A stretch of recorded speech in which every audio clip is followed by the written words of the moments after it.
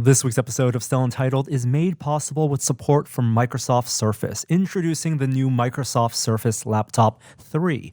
With its beautiful touchscreen, you'll experience stunning graphics with razor-sharp resolution, now available with a 13.5 or 15-inch screen. And with the latest processors, there's no project that the Surface laptop can't handle. It's both light and powerful, so you can get more done on the go. Visit surface.com/laptop3 to learn more. That's surface.com/laptop3. Welcome to Still Untitled, the Adam Savage Project. I'm Will. I'm Adam. I'm Norm. I'm Joey. Joey! Hey! It's Joey a rare fourth Famelli. seat. Yeah, hello, Joey. Hey, guys. How's it going? Good, good. Happy to be up in San Francisco. 10 years! Wait. I was trying to do my Jeremy Piven from Gross Point Blank there. It's 10 years. 10 yeah. That checks out. years!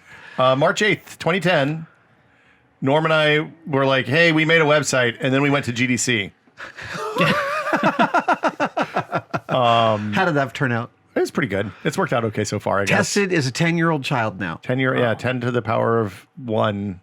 So Tested's in, what is that, 5th grade. Yeah, that sounds right. Yeah. Maybe 4th. What was going on in That's 2010? scary. Anything? Can you remember? any? OnLive? People had lots of questions about OnLive. The iPad had not come out yet. No Oh, iPad. wow. iPad was announced but was not out yet. We had smartphones in the form of the iPhone version of the smartphone for 2.5 years. And what were the other big things? We were shooting Android- in 720p. WonderCon was still in Yeah. San Francisco. Oh, yeah. The flip phone, or the flip camera was a thing. Hot. It was hot. It was Right. $100 bucks or $120 bucks. $200, Wow, Will. $200? What was the flip camera? Was $200. that the one, the little upright It looked white like one? a pack of cigarettes with Yeah, a It camera. looked in like front. a pack- I have like a an couple of them iPod. upstairs. There was Flip, and then there was ZI. No, Kodak made the one that we like because had audio in. Oh, it had a line in, Had a yeah. line Sony had a in. line in one too, as I recall. That looked like a pen. That was an entire industry that existed for 3 years and then disappeared completely. I mean, the iPhone 4 hadn't come out yet. So, like, we didn't have, it was still the old round back plastic iPhone design. Android was not really much of a thing at that point. my like Android. I got an Android. Had that big sliding keyboard that came out. Yeah, you guys. did. You made G1? Right, though. My friend Evany is was amazing with just a BlackBerry type of thing. Yeah, it's Yeah. like, it was like Like the a Matrix top- phone every time she pulled it out. Yeah, mine would slide down. you didn't have, like, there was, the Nexus 1 hadn't come out yet. So the Android phones were like an HTC phone and some Samsung phones, but there was no market there. People were still like, I don't know if I need to spend $500 on a phone. That seems still silly. Who wants a data plan? Wait a second. I'm not sure if we've really laid this out super Yeah. clearly for any new listeners. If there are a few, Sorry. We're in the 10-year anniversary of Tested as a going concern. Yeah. Yes, which means something very different than what Tested was 8 years ago, 5 years ago, 3 years ago, and today. And Tested's now responsible. Well, at least Tested can count among its persons 3 new babies. Yeah. All right, yeah. 4, actually. Because 4. Gary counts too. Oh, right, of course. Gary has a kid. Crazy. How many minutes of video have people watched on Tested over the last 10 years on YouTube, Norm? Do you know? I can probably find that out. I mean, that's a really. I hate when you talk about it that way because Those you can amalgam say, numbers, 'cause it's like billions and exactly, billions. Yeah, yeah. No, exactly, I'm just curious about how many lives worth of human lives we've eaten at Tested. I'm not sure that's going to make you feel better. No. I think it's... How many people aged watching Legos be built? Yeah. Lego be built. And that was a fun one. So, Don't worry about the Lego haters, man. Say it however you want. We all know what you mean. Lego. 6 billion. 6 billion minutes or hours? How did you 6 bust billion out with that minutes. number so fast? It's on the YouTube stats page. They tell So you. 6 billion, is that then 600 million hours? It's 37 times 6. No, that's seconds.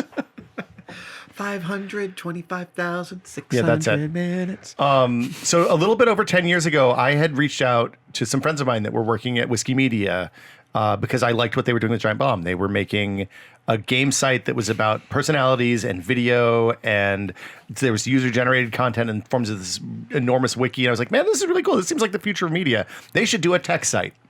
And I sent a note, and they were like, we should do a tech site. Why don't you come up and talk to us? And I came up and talked to the founder, Shelby Bonney, and Mike Tatum, and Dave Snyder, and some of the other folks that were stakeholders, and was like, hey, here's my pitch for this site. And we didn't use any of that. It was like, we need to have a wiki. We need to have a product rating database.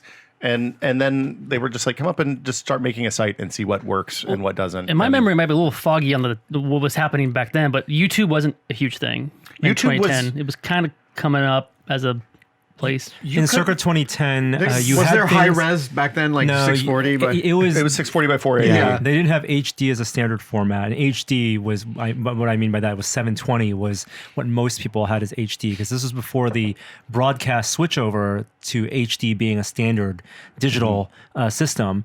You had things that were happening on YouTube. Viral videos were happening because Lonely Lonely Lonely Island. Island. Lonely Island. Well, I'm mixing two things. I'm conflating Lazy Sunday, which was the first Yeah. viral hit on YouTube that Oh, got really? YouTube to be bought by Google. Wow. And then also Lonely Girl 16 was the first kind right. of Wow, vlogger, and ended up- life blogger, but Yeah, ended up yeah. being a stunt, right?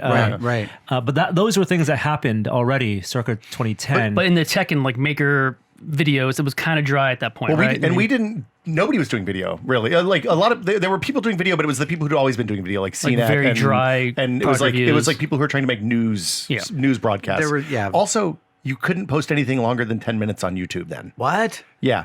So YouTube was all short form in 2010. You like the 15-minute. They moved the barrier to 15 minutes a little bit later, and then a year after that, they were like, okay, you post whatever you want. God, I don't remember that. Yeah, no, it was a dark time for people who can't edit themselves and keep it tight. Well, that's part of it too, is that not only did people not have they didn't feel like they had the permission to create content the same way that they thought of what content was when it was in broadcast or a more professional quote unquote capacity, but they didn't have the cameras or the editing tools that were easily attainable like Right. we have today in everyone's pocket. Well, I remember when the 5 or 5S came out, we did a video where we were like, hey, let's shoot some videos and edit them on the phone when iMovie for the iPhone came out.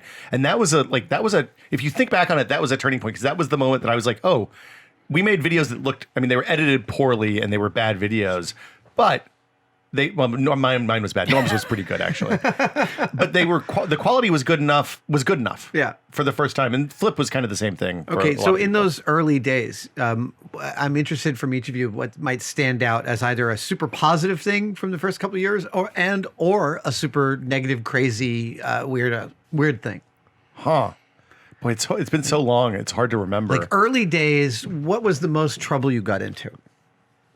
I got in trouble with the coffee people really early on, because I like one day they were like, hey, you need to make a video today. And I was like, we don't have any new stuff here to video. We don't have any money to buy it. And they're like, just take something that's on your desk and make a video about it. So I grabbed an AeroPress and I made a how to brew coffee with the AeroPress. But I didn't do it the way that was in vogue, which is the inverted method, where you use it like a French press that has a paper filter on it.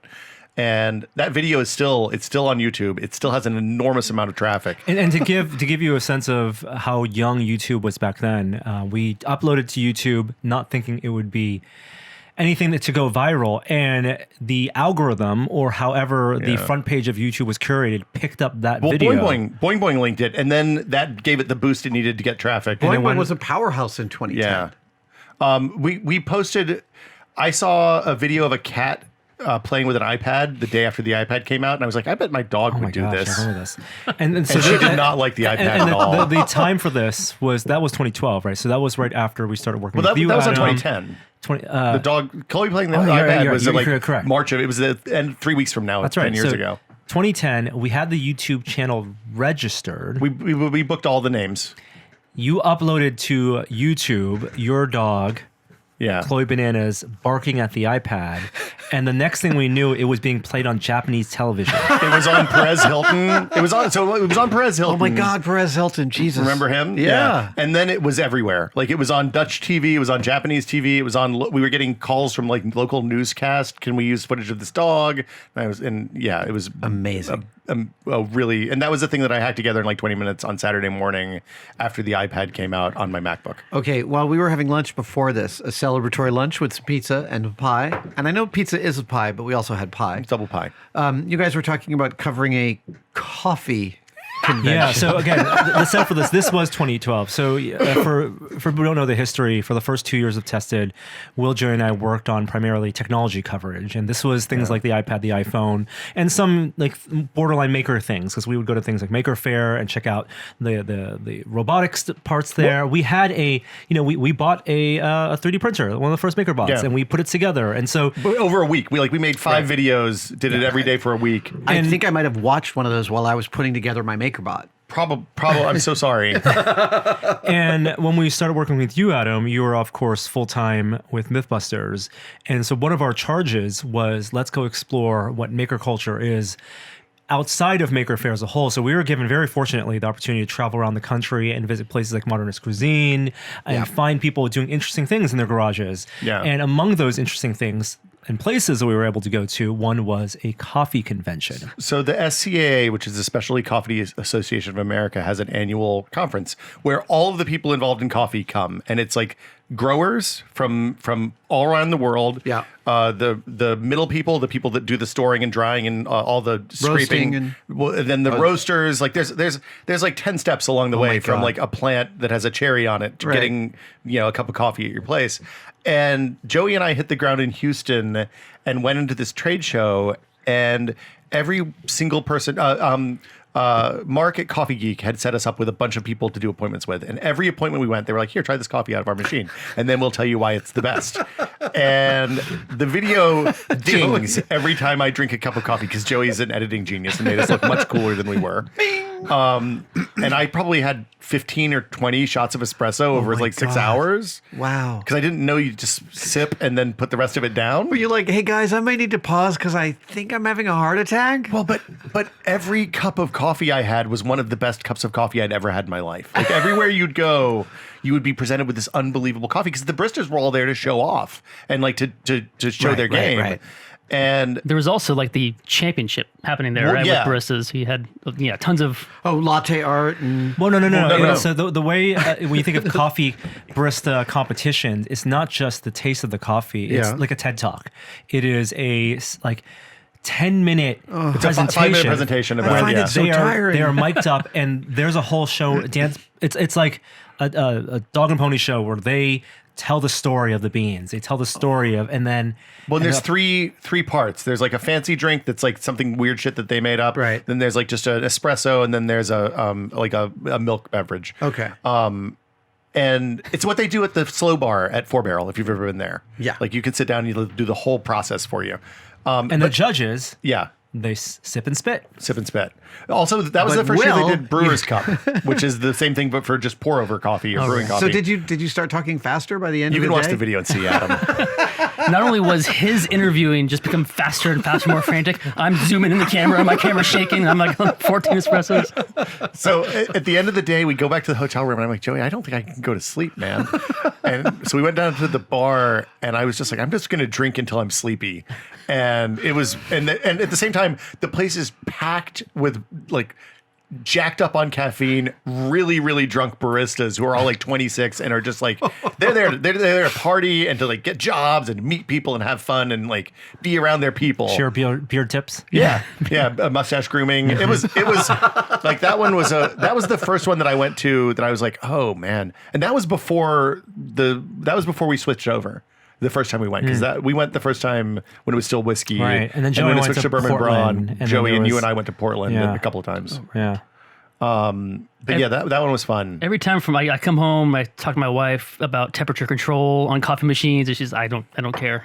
But that's all in but the this- vein of very similar to what we're doing today, because we're talking about, and what we do now is that we find these communities of people who are obsessed about the one thing. Right. And even if it's not a topic that we can necessarily personally relate to, it's infectious when they talk about it because of how obsessed they are. Yeah. And because of all the intricacies. We learn so much about how deep you can go in a topic. Well, and that's the Yeah. thing is obsession is its own reward on that regard. And it's always interesting to hear someone talk about the thing they can't stop thinking about. The times I would hit an interview and I'd be like, oh God, this is going to be a disaster, was when I was like, oh, this is the person that's here because they're being paid, right? Like, Right. anytime you're talking to somebody and they're like so excited, like you talk to people before you start an interview and they're like, oh man, I love, so we started out doing this and then we did this and then we did this. And eventually we're like, aha. Right. And then you're like, oh, this is a good one.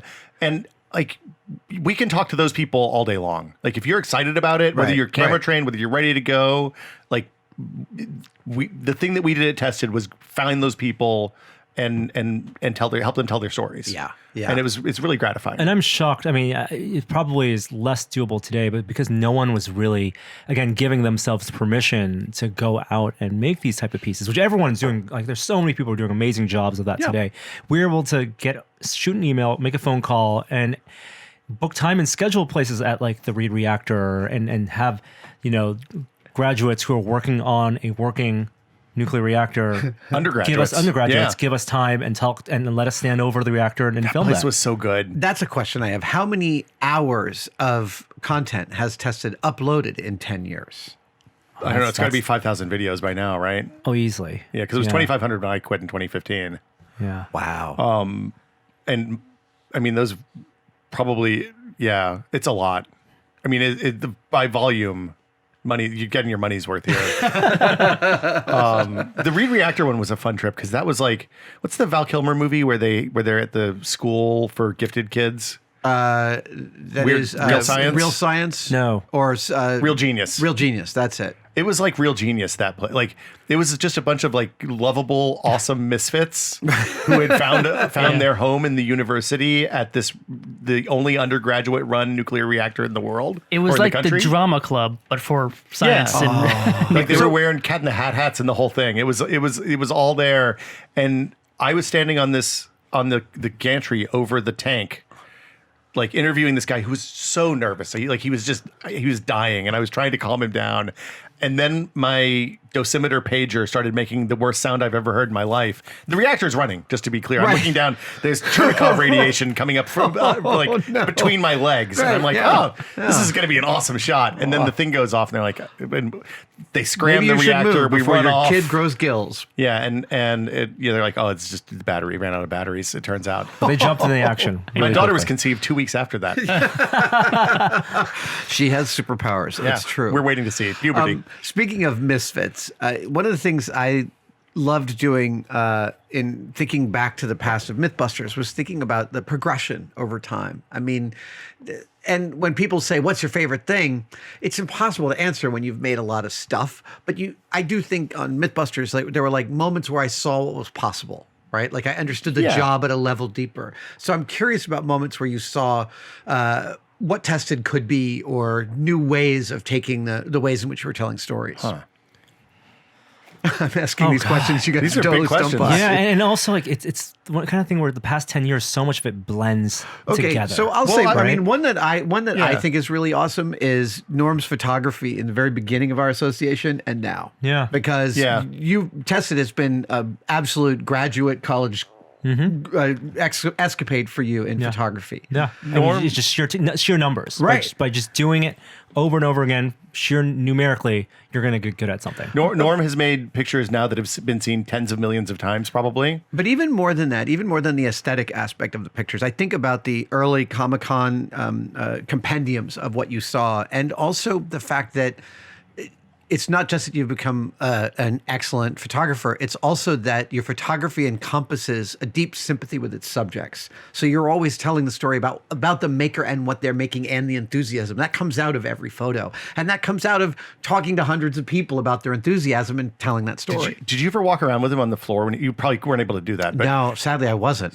So Norm started doing the cosplay galleries when we were at Maximum PC, but they really got good when we were here. And it was because A, you knew more about the costumes being made, but B, he was bold enough to start like art directing the cosplayers, and be like, hey, you need to lift your chin up a little bit and look a little bit to the left, and like this would be inside a 45-second interaction, because he would get 1,000 or 800 photos in like the 8 hours that he had blocked aside while he was at Comic-Con to take those pictures, and it was incredible to watch. It's really interesting because I can go back and go through pictures and remember almost every single encounter, or at least the ones that there are some that I remember exactly what happened in that moment, where it was in San Diego, what day in the 4 days of Comic-Con. One of my all-time favorites is the Princess Leia taking a load off with her shoes off. Yeah, and it's so feet good. towards the camera. Yeah. I really love that like the one. feet, I feel huh, Adam? such sympathy. No, I'm not. I'm not Dave Chappelle. I'm not Quentin Tarantino. Feet are fine, but they're not my thing. was that Dragon Con? That was that was Comic-Con. That was a Comic-Con, That was yeah. Comic-Con outside door D against the entrance wall. Across from Starbucks? The blue, very close to the FedEx. Oh, okay. Yes. I Yeah. also think of Joey of like, and I've said this on the podcast before, but you and I getting to know our style in working together and watching a video that you'd cut and saying, there's all this quiet time in the shop that's really neat when you're building something. And I don't even think I said, could you cut some quiet time into the video? But like the next video had this a minute and a half in the middle of just sort of that silence. And it was it was so different than what we had to do on Mythbusters that was the first inkling I had that we could tell that we were telling stories for a fundamentally different kind of use case. Well, Yeah. Ryan Davis, who was at Giant Bomb when we started doing the podcast, and I started editing the podcast for the first time, he was like, "Look, you have to give the podcast room to breathe." And if you think about the things that have gotten really good at Tested over the years, it's the times that we've given it more, or you guys now have given it more time to breathe, and that's a perfect, like those one day builds. I remember the first one we did one of the boxes. The first one we did was Blade Runner box. Yeah. Oh, yeah, Adam yeah. came And in when- and said, "I have an idea for a video series. I can build something in one day." And this is before we did a video about the Blade Runner blasters, which were laid out on the pool table. But you made the box, and it was very ambitious because It was super ambitious. you did the felting on the inside. I did it all in that one day too, but it was a in long one day. We were done at like 8 p.m. or something. It was one of the few long days. I will tell you, when I first spoke to Tom Sachs a couple of years after that, he was like, we got introduced. I sent him an email. He said, "Give me a call. Let's talk." And we got on the phone, and he was like, "Man, I've cribbed so much stuff from you over the years." And that Blade Runner box, man, it was the first thing that like latched me on to what you were doing. Before we continue on with the show, I want to let you know that support for Still Entitled comes this week from Microsoft Surface, introducing the new Microsoft Surface Laptop 3. With its beautiful touchscreen, you'll experience stunning graphics with razor-sharp resolution. Now available with a 13.5 or 15-inch screen. And with the latest processors, there's no project the Surface laptop can't handle. It's both light and powerful, so you can get more done on the go. Visit surface.com/laptop3 to learn more. That's surface.com/laptop3. Now back to the show. We've met so many interesting people because they've watched the videos. So much. Like, yeah, it's constantly stunning. Yeah. Like No, the when you people get who reach out and are like, "Hey man, I saw the video with you in the microscope box or the yeah. Do you get this thing when you were making Mythbusters? Were you aware and cognizant of the scope of people that were watching it and engaging with it because it was on TV? I sure, theoretically, intellectually, it's except that every time someone came up and said, "Oh, I watched last week's episode, I loved it," I'm like, "They're watching the show. That's really cool." That is something every I still time. feel that with Tested. Yes, Yeah. Every single 100%. time. At a convention, when someone goes, "I watched and loved this," I never. I mean, of course, we were doing it and for an audience, but in that moment, even after the fact, it never registers until, and that's why we go to conventions. That's Right. why we have events, because even though it's a small fraction of the people who actually watch the videos, it reminds us that these are actually being watched by It people. recharges. I will say that I signed autographs and took pictures with over 700 people at C2E2 in Chicago, and easily half or 2/3 of them said, I got into engineering and science because of Mythbusters and Tested. It's now no longer Mythbusters alone. Like, Tested's had a long enough time and a long enough gestation period to have encouraged and been part of the enthusiasm curve for people moving into their fields. I have an answer for your question Yeah. earlier. One of the first videos that really did really well for us, and it was maybe 2 or 3 years into working with you, Adam, was on our way down to Comic-Con. Will, Wall-E Joey, and video? I stopped by Michael McMaster's farm in the middle of California. And we met him before, both Mike McMaster and Mike Senna, at Maker Faire. They had brought their Wallies and R2D2s over to, when there was a whole, and when Maker Faire was around, there was a whole section near the end of the exhibit hall that was all the R2 Builders Club. But we got in touch and we spent a day with him on his farm. At his orange grove. And It was amazing. It Drove was so Wally fun. around Yeah. and Hung out with his kids, the And- whole thing. that was what we wanted to do. Right. Like Like that- it was a fun day. It was a fun person to meet, and also the video itself was great. And we built a great relationship with him that we've maintained over the years. Yeah. Joey's remembering something. Well, that Wally video went on to be on the news on KTLA. Yeah. It was a huge. It did 4 million views when that was. Wow. Yeah. I remember that day because I did something that's kind of dumb that I continue to do to this day, where I think you let us use your lenses for the first time and your camera, FS700. We were still shooting a 720. You gave us a 1080 camera, and I said, I'm going to shoot this entire video with 1 prime lens, 24 millimeter. Some weird restriction I put on myself. Oh no, that's a really good thing to do. And then I it kind of changed the whole way I shot that, and it's something I still think I think about, and changing the perspective of how I shoot things to learn more. But frequently, the lens I haven't pulled out a DSLR in a couple of years, but one of my favorite things to do was to think, what lens should I have today, and then bring its opposite. So I brought the Canon 85 millimeter 1.2 lens to my friends Stephen and Jessica's wedding, which was a small wedding in a small space. And they didn't even ask me to come and take pictures. I took 600 pictures that day. Wow. And I boiled it down to like 75 selects, and they're beautiful. There are shots in there that no other lens would have given you. And it was great training to use the opposite of what if I go to a big scenic place, I'll bring a longer lens instead of a wide. As long as it wasn't of consequence, right? Like you could have the freedom to explore, and you weren't constrained by needing to publish those or like. That's correct. That's correct. It's just like, which is probably why I shouldn't have done it on it. That video looks so like it to me. looks That's good. the epitome of like that era of tested video. Is we were going on a lot of adventures and finding people who made cool shit and making videos about those people and the things that they made.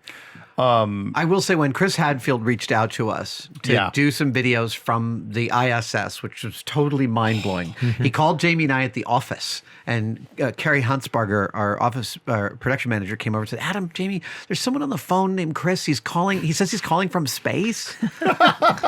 He gets on the phone and he's like, I'm up here. I'm the new commander of the ISS. I'd love to do some videos with Tested, that was like That's first amazing. kind of mind blowing. And then he's like, what do you guys think? And my first thing was, I want to do this thing that Mary Roach told me about, which is I want you to eat a whole bunch of beans and see if you fart and move forward in zero gravity. And Chris was like, absolutely, I want to do that. And NASA was like, no freaking way. That's right. And then we were able to go to JSC. We went to JSC for that one, and that was the first time we worked with Dave Chang, I think. And it was the first time I worked with Tracy. You'd known Tracy for a long time. But we went there, and at the end there were a bunch of amazing stuff. We got to taste almost all of the food that's available on orbit for the astronauts, both unreconstituted and reconstituted, which is a life highlight of mine. Right. Like freeze-dried cheese grits. Delicious. Like it's way better than rice cakes. Just Wow. get those. Okay. There's a in the video. blocks. I feel comfortable saying this. There's a video we couldn't publish, and we won't publish, of us tasting some of the freeze dried food and some of the reactions to it, Dave Chang did the worst thing I've ever had done to me. which was He said, "Hey, have you ever tried freeze-dried shrimp?" And I said, "No." And so Tracy and Norm and Joey and I all tried freeze-dried shrimp. Tracy might not have done it. She might have been smarter. But basically, you put the freeze-dried shrimp in your mouth. Yeah. And what happens, if you've ever eaten a spoonful of cinnamon, it's the same thing. It basically explodes into powder and then absorbs all of the moisture from your mouth. So in now your one mouth is a instant. desert. It's a fish food tasting desert. Oh. And it was horrific. Horrific. to be clear, not how it's intended to No, be right, used no, or absolutely consumed. not. But there's footage of all you guys going. I don't know if we shot footage of that because I think did you taste it too? There Do is you a remember? video somewhere probably that is in our archives that we won't release. But There's a few of those from Mythbusters days too. Well, so the thing about that trip, though, like at that point, we had developed this way of shooting that was basically like just run and gun. And Joey, or Ana Herca Robles, who was our producer before Joey, would shoot and kind of be editing in their head as they were shooting, so that there wasn't a bunch of excess footage, and there wasn't like by the time you sat down for the editing, you kind of knew what the structure was, and it was just putting it together and then polishing it up and getting it the way you wanted it. Yeah, especially back then when like footage was so much bigger than it was. Oh, God. But this is nowadays, also you had to be a little more economical. This is something to really point out. Like when I was touring around with Michael Stevens, and like everyone over 28 was part of my crowd, and everyone under 28 was Michael Stevens' demographic. It was clear that the under 28 crowd loved Michael Stevens because they thought, oh man, making videos for YouTube sounds like a sweet, easy life, right? Yeah. Not having any idea about how hard Michael works. God. And when people think of shooting for video, I don't think it's really clear. Well, I mean, it's worth just pointing out that like what your amazing skill is, Joey, is that you're excellent at shooting, I think, because you're excellent at editing. Yeah. Like you shoot for the edit. It's why I love Scott Sorensen, my A camera on Mythbusters. It's the same exact thing. And there's a lot of cameramen out there whose job is to button on at the beginning of the day and button off at the end. And there's so many cameras, the editors have their choice. But when you're doing a small team, it requires a shooter who thinks like that. Well, and Dave Chang immediately sussed that out. We finished the first day shooting at Johnson, and he was like, "Man, you guys get so much done in a day." And I was like, "Well, that's all our boy Joey." Because we went to MBL, We we went went to- to the shuttle trainer. Well, that was one day. yeah. But on the Dave day, we shot like 6 videos in the food lab with Tracy and Dave, and it was just nonstop all day. But we ended up with like I said, 5 or 6 really awesome videos out of that. Can you talk to that progression at all, Joey? Because like I can't shoot like that. When you're thinking, I know you're not necessarily thinking of edits, but you're thinking of how to make your editing job flow when you're shooting, right? Are you? Yeah, it is a hard thing to articulate because at some point it just becomes like a dance with yourself. Autonomic, of course. Yeah. But like, do you have some axiom? Like, I notice when I watch Scott shooting so many years, I watch him like shooting a puddle. He's always going to rack focus so that he's got a little more movement in the shot. So if he needs to cut with something that's moving, and I notice you do the very similar Right, stuff. adding something kind of dynamic that you can cut in and out of. Right. Dirty foreground dirty things. foreground. Sweeps up. Sometimes Sweep up. The sweep. I will tell you that Mrs. Don't Try This, my wife, every video she shoots ends with that. Yeah, it makes them all look good. It's brilliant. Yeah. Yeah, I have to think about it a lot more. I've talked about it with other people who, like younger professionals who are asking me, interviewing me or questions about how I do that. And it's a hard thing to articulate unless you just spend a lot of time in the editing bay and realizing what doesn't work. Well, then I'm going to just sort of put this out there that's actually worth us sort of writing and shooting a video about. Because I think it's cutting. When you edit something together, it's completely magical. It's one of the most exciting things I've ever done was just start digital video editing and watching what happens when you put 2 shots in sequence and all of a sudden a story starts growing out of it. Yeah. And so that's like, to me, that's one skill. And then to be able to shoot to that, I think it's worth breaking it down for a short Well, it's video almost and like taking a look at it. visual effects where so much of the work probably is in stuff that you don't notice. Right. Like there are obvious things in edit that, oh, that was a cool thing you did there. That was a cool thing you did there. But like, I bet a lot of the stuff is that stuff that you don't notice as you're watching. Things are hidden. Right. In like narrative and unscripted are very different beasts in that regard. Because there's a lot of like pre-pro that happens in narrative stuff, whereas we were just kind of going back to what you were saying about the one-day builds and doing those early on. It's something that we never have done before. Right. Like when you approach us with, I got this build idea. We've been shooting videos in a very different way. So there's a million ways you can approach it in a build video, and then finding out, how you work, and then how I can best shoot to complement that, and then again just editing that in 100 different ways. In And your it head, took a while. Yeah, it did take a while to actually get the. I think this is another one, is that you're a maker. I found on Mythbusters, I had already had the institutional knowledge that makers make the best cameramen for me because they anticipate what I'm doing and they'll get their camera ready because they know in a minute my hands are going to move over here. Right. And you and I learned to dance with each other over the first couple of years of where you started to see my rhythms and I started to see yours. There was a moment early on, I think while you were still working on tested stuff in the very early days, when we did something, we shot a video and I was like, oh shit, we made a mistake here, but how are we going to fix this? We're going to have to reshoot it. And like, when you're doing 5 videos a week, there's no reshoots. Yeah. And like you asked a while ago what the bad thing you realized early on was, and it's that. Like we'd come from magazines where you'd write a first draft and then there'd be a process where people go through it and make sure that all the facts are correct and there's lots of time to go back and revise. And with this, you have to land on the day that you do it like with your stuff rock solid, because there's no magic Joey can do that makes me saying the wrong amount of RAM on a phone right. Right. Like or whatever I don't remember what the example was, but like that stuff and like with you, I mean, I think a large part of what Joey does is just that he's done this for 20,000 hours and was really good when he started and has continued to improve over 10 or 12 years at this point now, right?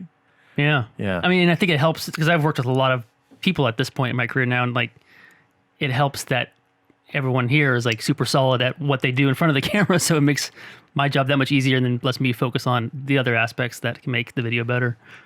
And there's a generation of kids and young people now who are growing up in front of the camera because they're being filmed by their family and their friends. Oh, and I have filming advice themselves. for them. I have advice for them. Make your intros shorter. Yes. That's all. Just cut the first 2 minutes out of every There's video. a 30-second fast forward button on YouTube for a reason. You I just hit guarantee that, you, you're good to whatever go. intro you have is can be twice, can be half the length it is now. Cut it in half. Cut it to ribbons, please. And we were talking to some folks recently, won't say who are thinking about, starting up making content, who aren't in the business of making content. And, the advice is the same for them as for anyone else who is thinking about starting up the YouTube channel. Just do it.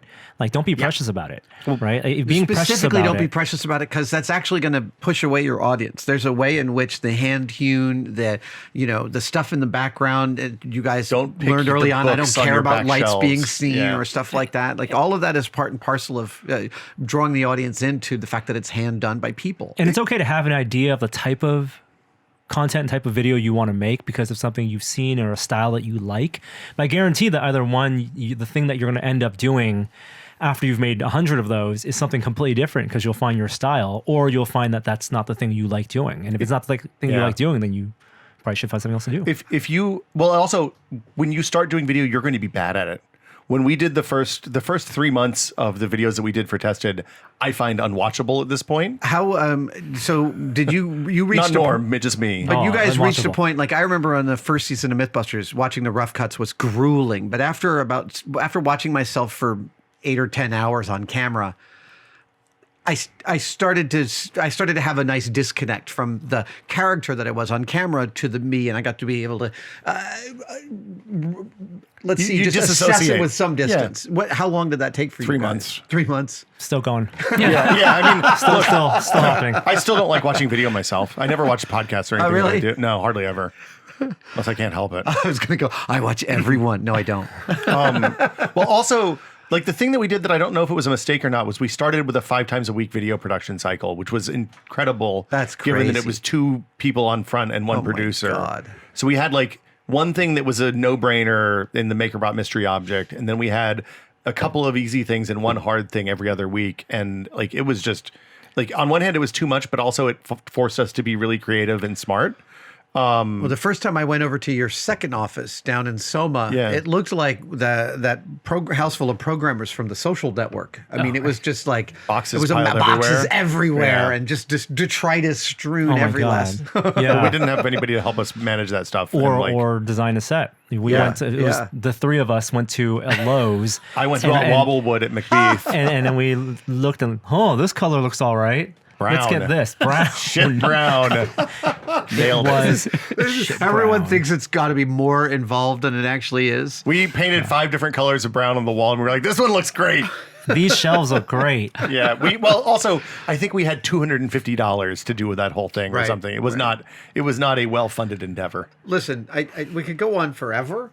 But Yeah. I just want to, we just had a lovely 10-year anniversary lunch, and just to raise a glass for the amazing thing that you guys built, and what a pleasure it's been working with you the better part of this last decade. So, It's been Tomorrow there'll be more of us. I never would have thought 10 years. Yeah. I never thought we'd go to Johnson Space Center, or Norm would go to the Hadron Collider twice. right. Or you'd go to Weta in New Right. Zealand. Every year. Or we'd work with Mythbusters.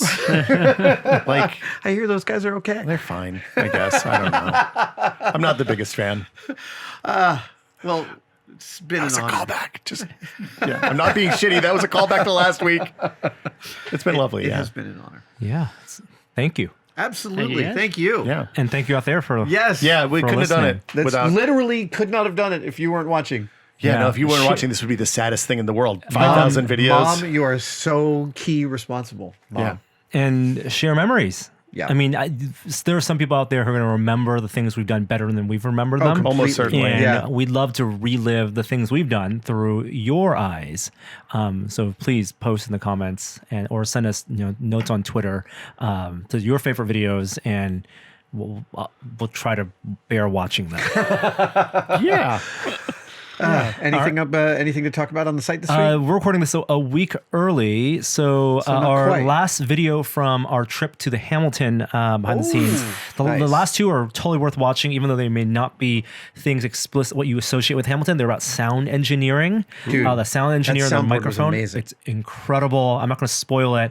You should definitely watch those. And there should be not a full 1-day build, but I think we're still coming up with a name for it, but a build that you did over a weekend that we have a story time and time lapse and interesting Sometimes I build on coverage the for. weekend. I feel guilty, so I shot some time lapses. Cheated. You I cheated on did. the site, Adam. I two-timed on my own video crew. Yeah. So you can watch that. And that should be it. So Hey. we'll see you next time. Yeah, another 10 years. Another 10 years. Good to Thanks, see you, Joey. everybody. Bye, Good guys. to see you, guys. Joey.